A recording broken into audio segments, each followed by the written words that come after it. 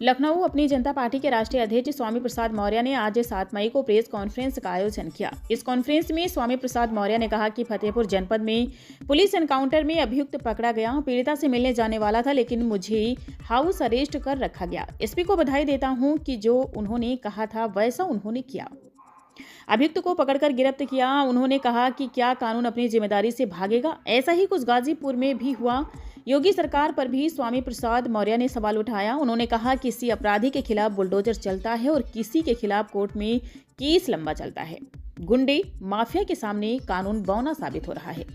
पीड़िता ने कहा कि उसे परिवार वालों से और रिश्तेदारों से मिलने नहीं दिया जा रहा है। पीड़ित परिवार को ही हाउस अरेस्ट कर दिया गया है। मुख्यमंत्री से उन्होंने मांग की है कि यदि जल्द से जल्द कानून लागू नहीं किया जाता है तो उनका अपना जनता पार्टी बड़ा प्रदर्शन करेगी। 8 मई को कार्यकर्ता सम्मेलन कुर्सी रोड पर आयोजित होगा। अमन कुमार, दाऊद खान की रिपोर्ट। कल यानी 8 मई को अपनी जनता पार्टी का उत्तर प्रदेश का कार्यकर्ता सम्मेलन लोटस पोर्टिको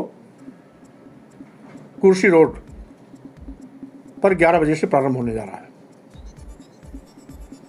मैं आप सबसे निवेदन करूंगा, आप वहां भी पहुंचेंगे लगभग 1 या 2 बजे तो अच्छा रहेगा। और यदि कोई राजनीतिक या रणनीति के तहत कोई नया कदम उठाया जाता है तो कल उसकी घोषणा भी की जाएगी। बहुत बहुत धन्यवाद।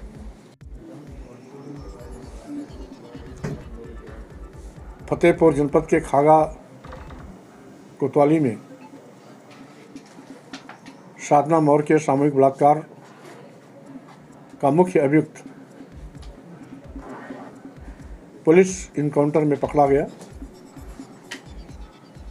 जैसा कि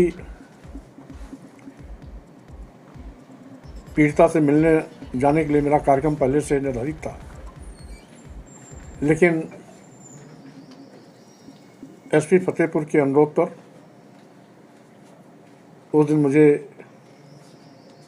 यहाँ हाउस अरेस्ट रखा गया, जाने नहीं दिया गया। और ये अनुरोध के साथ कि अगर आप आएंगे तो जो हमें पूरी ताकत लगानी है अभियुक्तों की गिरफ्तारी में वो बच जाएगी। उनके अनुरोध को देखते हुए मैं अपना प्रोग्राम निरस्त कर दिया था, लेकिन आज एसपी फतेहपुर को मैं बधाई इस बात के लिए देता हूं कि जो उन्होंने कमिटमेंट किया था कि हमें मौका दीजिए, हम उसे गिरफ्तार करेंगे, आवश्यकता पड़ेगी तो इनकाउंटर भी करेंगे। हाफ इनकाउंटर हुआ, दोनों पैरों में गोली मारी और अभियुक्त को मोटरवेड में पकड़ गिरफ्तार भी किया। लेकिन एक दूसरी चिंतनीय विषय है जो योगी सरकार के कानून व्यवस्था को कटघरे में खड़ा करती है। क्या न्याय के लिए जनता सड़क पर उतरेगी तभी न्याय मिलेगा? क्या कानून अपनी नैतिक जिम्मेदारी से भागेगा? क्या योगी सरकार अपराधियों को इसी प्रकार से संरक्षण आगे भी देती रहेगी? और चौथी चीज, पीड़ित परिवार से लोगों या जनप्रतिनिधियों का न मिलने देना ये साफ साफ स्पष्ट करता है कि सरकार पीड़ितों के पक्ष में नहीं है, क्योंकि पीड़ित परिवार के साथ संवेदना व्यक्त करना, दुख की घड़ी में उसके साथ खड़ा होना, उसके आंसू पोंछना सरकार को नागवार गुजरती है। इसीलिए विभिन्न राजनीतिक पार्टियों के प्रतिनिधियों को पीड़ित परिवार से मिलने से रोकने की सरकार लगातार नापाक कोशिश कर रही है।